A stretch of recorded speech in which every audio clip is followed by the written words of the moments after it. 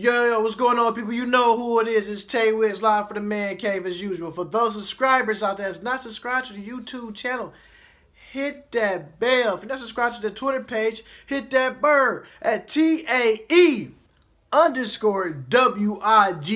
And of course, the website below.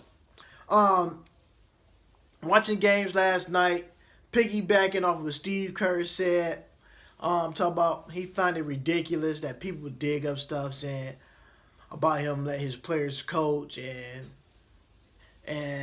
this is what he do. He said he don't see no big idea. Well, certain people do and certain fans do. Me personally, I mean wherever it takes to get through a player, that's the coach's team. Let's be honest, Steve Kerr. Would Phil Jackson let you pick up his clipboard and coach the team? Never. Never. Never at all. Will Popovich let you pick up his clipboard and coach his team when you was a player? Wasn't gonna happen, buddy. Why? Because those are Hall of Fame coaches. And why? You're not a Hall of Fame coach yet. And some people feel like he is disrespecting the game by doing that because it's like showing the other opponent up. The other team look down, you look down the court, Andre Iguodala drawing up plays. Draymond Green drawing up plays. Yeah, some players find it like, hey, it's disrespectful. It's basically saying, hey, Andre not going back in. We're going to draw this play up and it's going to work. Yeah, we know that when he did it, they was up by 20. But the whole ordeal was the other team feel disrespected by him doing that. So this is what I mean, too, when I said this about 3 videos ago. Piggyback on this. Remember when I said how media makes it when the player is bigger than the coach and the player get blamed for everything, and now the coach is being bigger than the player, not his team coach. Now you see what I'm saying? The coach right now are being bigger than his players. You know what? I'm gonna let my team coach this one. I'm gonna sit down. They got the owner Jacob Lacob while the team is drawing up plays. He's over there looking at his timepiece, a watch. Sitting back, maxing and chilling. So, yes, if I was out there, I would have felt disrespected in some type of way, too. Me, personally, if I was playing basketball, I'm going to be just like this. I'm telling from my standpoint and my standpoint only. If I was playing basketball, I seen them over the sideline drawing up plays. The next time, I would have told one of my teammates, that's throw the ball over there on purpose. I'm going to run over there and dive. I'm diving on one of the players or the coach. Because you're not going to show us up like that. You already beating us already about 40-something. And you're going to have the audacity to take the clipboard and give it to one of your teammates and let him draw plays up. Like I said, when LeBron James does this stuff, it's big. He's the GM, he's the coach. He want to do everything. But when another team do it, it's just them being them. Man, get out of here. That's one thing I'm going to say about some of this stuff I see on TV. Too biased. You can't be biased against one player, then take the other player, it's nothing. This is what champs do. Last time I checked, LeBron James a champion too. And LeBron James don't take clipboards away from his coaches. He just put them in a huddle and started demanding. Steve Kerr literally did, you know what? Gave them the clipboard and he started drawing up plays. So what is that? Basically, Steve Kerr said, this the Phoenix Suns. We got the game won. Showing up the opponent and calendar watching. You better hope they don't come back and haunt you because that will come back. You feel good because you beat the Phoenix Suns by 46. But y'all weren't saying that a couple nights ago when y'all got ran out of the gym by 30. It wasn't no drawing on no clipboards then, right? So Steve Kerr, I'm going to give you the biggest L today for coming out saying that TV is always reaching because you made them reach. You are being bigger than your team right now. So, next person, Ray Allen, the sweet sharpshooter. Ray Allen sent out a letter to Paul Pierce saying, when he first got to Boston, Paul Pierce was the first person to welcome him on the team. If he was the first person, Ray Allen, if he was the first person to welcome you to his organization, the team he played for so many years, and you had the audacity, truly, the audacity to play golf with George Lopez, 18 holes of golf. Like I said, you had the audacity, Ray Allen, to send out a letter a day later saying that he welcomed you to the team. There's no other player in the world deserves to have his jersey hanging from the Raptors in Boston. And you missed his one night. His one night. You knew. You been knew. Because they've been broadcasting it all on TV. And I'm pretty much sure some of your NBA pals told you that Paul Pierce was having a retirement ceremony jersey night. And you found it some way that you was going to play golf on one of the guys that you won a championship with. And you had the audacity to write that letter. Not only did I believe you didn't write it, your publicist wrote that letter to protect your brand. And I disagree with that letter. You should have been there. I don't care what the beef was with Rajon Rondo. That wasn't Rondo's night. That was P Double, the truth, Paul Pierce night. You wasn't there. You wasn't there. I'm pretty much sure that Paul Pierce, the truth, would have been at your retirement ceremony jersey night. I guarantee you, I can put money on that and I can take it to the bank. CTC, cut that check. He would have been there. Because I'm speaking facts. Yes, my voice is getting heavy and stern because that is total BS. I can smell that from a mile away. His publicist wrote that letter and it sound good. Talk about the media trying to make his name look bad. No, you made yourself look bad. Because at the same time that his jersey was getting hung up in the Raptors, you had the audacity to post you playing golf with George Lopez and a couple of your buddies. Totally disrespect.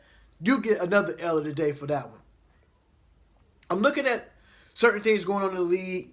The Rockets beat the Wolves last night. Rockets look pretty good. But are the Houston Rockets that good?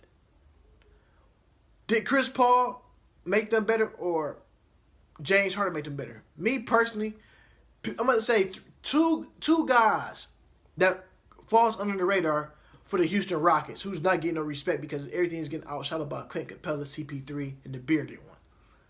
Let's look at these guys right here. These three guys. The first guy, who I think been playing very stellar, who's not getting hardly no recognition, is Luke Baumute Richards. Defender. We see what he did last year playing for the Clippers. But when you put these guys on playoff-ready teams that can make a bigger push, the roles can be more solidified and they can do more within the defensive system. Right now, Luke Baumute Richards playing stellar basketball. PJ Tucker is definitely holding the three down. He's locking guys up every night. Probably one of the top 5, probably top 10 defenders in the league right now because what he can do out there on the court. He's letting it be known, I don't have to score. Point out the guy on the team in a different color jersey. I'm going to stick with him for 35 minutes a game. Well, how many minutes I'm playing out there? If he's playing 35 minutes, he's going to be on you like right on rice. Eric Gordon is another one. He's been doing this ever since he's been in the league. And I feel like every now and then he go unnoticed. Yes, we know he won $6 million a year, but I feel like he brings another dynamic to the team by him hitting outside threes. He plays defense. Another person who could take the pressure off of Chris Paul and a James Harden when it comes to ball handling, because he has lethal ball handle skills too. Just don't get mentioned up there with the other guys like a Steph Curry or Kyrie Irving. But Eric Gordon can handle that rock and he can drive to the hole. Can this team get over that hump?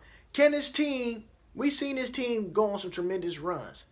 Can this team elevate their game and take it to the next level after the All-Star break? Because you know certain teams at the All-Star break, some get sluggish, some look at it and say, hey, it's 24 games left, we got to take off. Who would be that team that's going to take off after the All-Star break? The Raptors win big over the Heat. But, let's be clear. When the Celtics had a number one overall record, overall in the Eastern Conference, they was getting TV time and highlights here and all this stuff. But I feel like they're asleep on the Toronto Raptors. Me personally, because how everything been from the Cleveland Cavaliers, where they went from their highest, from their lows to the highs on these roller coaster rides. Boston Celtics has been pretty much a steady, even kill team on the peak every night. But I feel like the Raptors are right there too as well, people. Because they're number one. They got the best record in the East. They got 40 wins. What's that? 16 losses. And I feel like the Raptors don't get that much respect either. Certain teams in the league, when it comes to this media stuff and social stuff, you can change to ESPN. ESPN don't show no teams like our Raptors love. They will go through and show a game winner, two defensive stops of a Toronto Raptors team, and that's it. But they'll show a whole 30 to 45 second window slot for like a Golden State Warriors or the Cavaliers, because those are the money makers. But for the real basketball fans out there, I feel you guys on this one, and I'm letting my voice be heard. I feel like if that team is doing good and hold up their upper end of the floor and doing things to make them good, give them the same recognition that you would give your top. Just give these certain teams the same recognition as you would give your top tier teams as well, like the LeBron James and all these guys. So when you're looking at different things going on the court to make teams better, you cannot count the Toronto Raptors out. They doing big things as well too. Their mascot had his 1,000 game appearance last night. Kudos to the Raptor. It's been there since 1995. 1,000 games is a lot of games too for the person that's in the suit. So shout out to the person in the suit in the Raptor. But it's just mind-boggling that certain teams don't get the same respect as other teams. And I'm going to give you another one, for instance. The Utah Jazz. Like I said, I've been riding the Utah Jazz wave the whole season, especially Donovan Mitchell. And Donovan Mitchell, to me, is a Rookie of the Year candidate. The reason I'm saying this, Utah Jazz is on a 10-game winning streak. This rookie from Louisville is leading his team to a 10-game winning streak. The last time that happened was 1959 through the 1960 season. Wilt the Big Dipper Chamberlain did that, folks. So you're looking at Donovan Spider Mitchell. That is elite company. LeBron James didn't do it. Kobe didn't do it. Jordan didn't do it. Magic didn't do it. Bird didn't do it. Donovan Spider Mitchell. Like I said, if you don't have that NBA League Pass, go make them 4 easy payments, $24, and I guarantee you watch Donovan Mitchell, real treat. Real treat. Like I said, I've been riding this wave. You can go to the YouTube channel at Tae Wiggs and go down to, I say, my power rankings.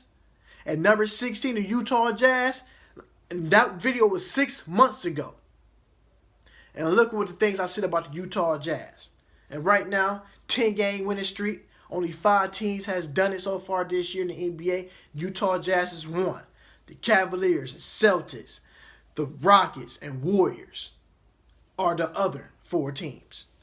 So when I look at the Utah Jazz and Quinn Snyder, what he got brewing up there, like I said, if they can find 2 more superstars or probably 1 more superstar to get them where they're supposed to be at, they would be fine. I'm just going through the records, what I'm seeing right now before the All-Star break. You got the Toronto Raptors in first place, 40 wins and 16 losses. Boston Celtics, 40 wins and 18 losses. The Boston Celtics is another team. They are cooling off a little bit.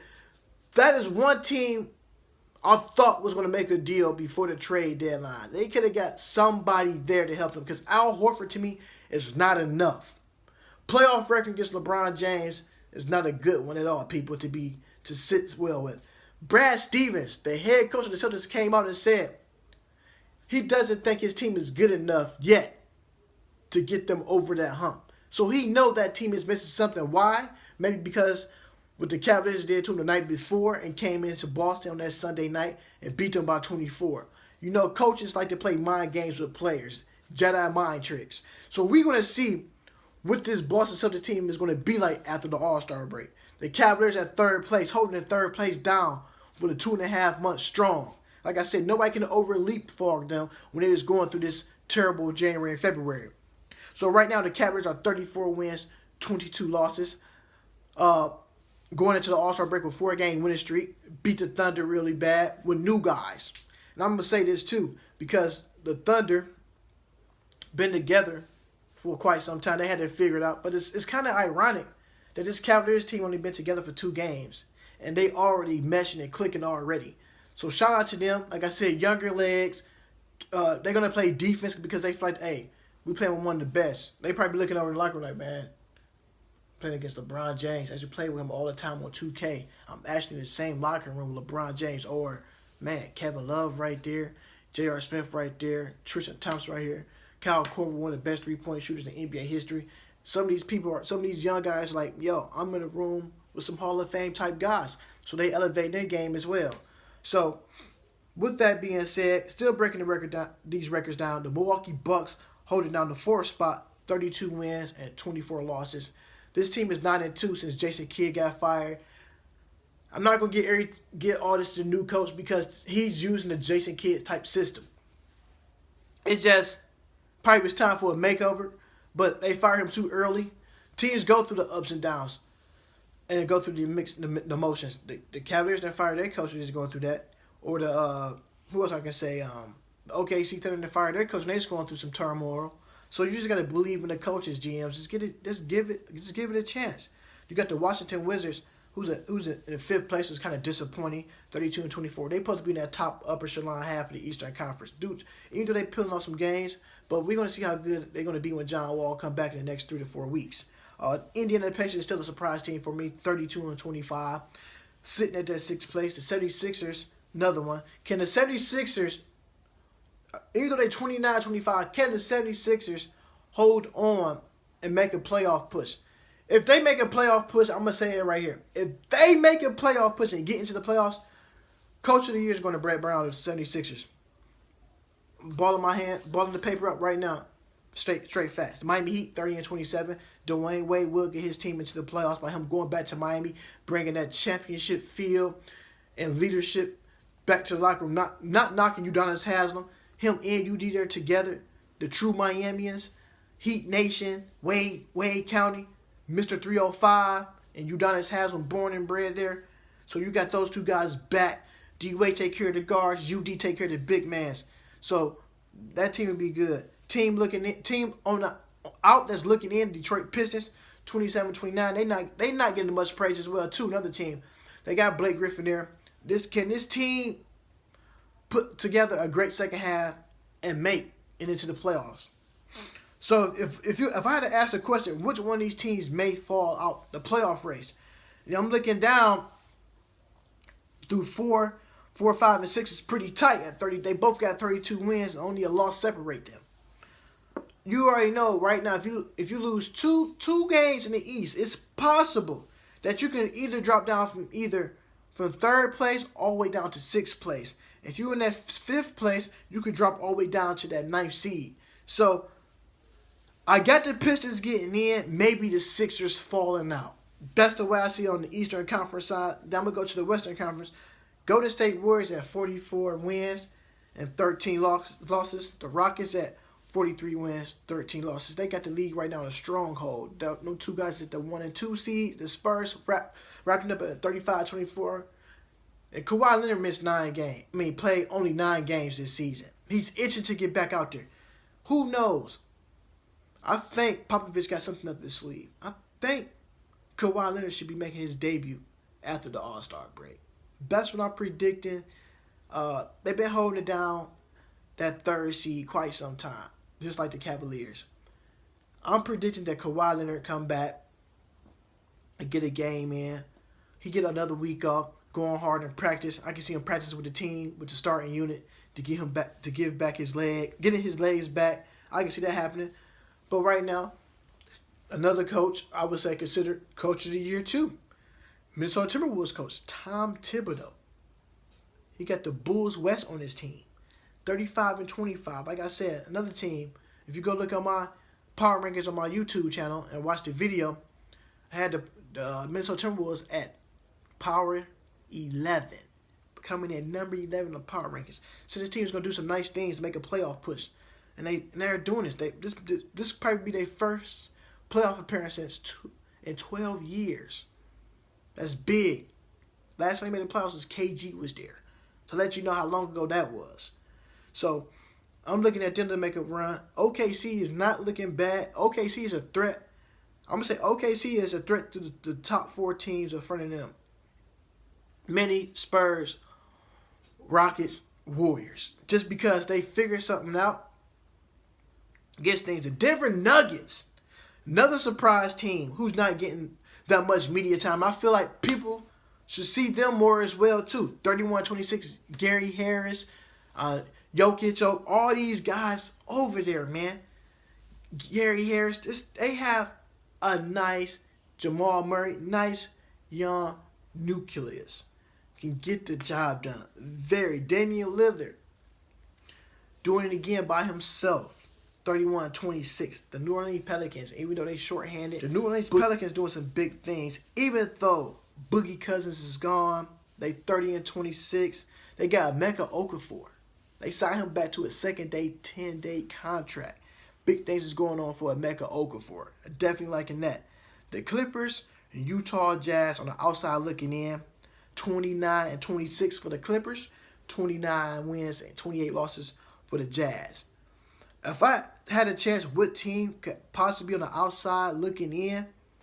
If I had to pick 2 teams that can fall out easily, the Pelicans could be one if they don't go to sleep in the second half because their schedule get a little tougher. Maybe Portland Trail Blazers because you know they can sleepwalk every now and then. Maybe the Clippers can slide in there, but I think the Clippers may fall off. I say Utah Jazz sneak in. Maybe the Pelicans fall out. So I've been talking basketball a lot lately. And I want to give a shout out to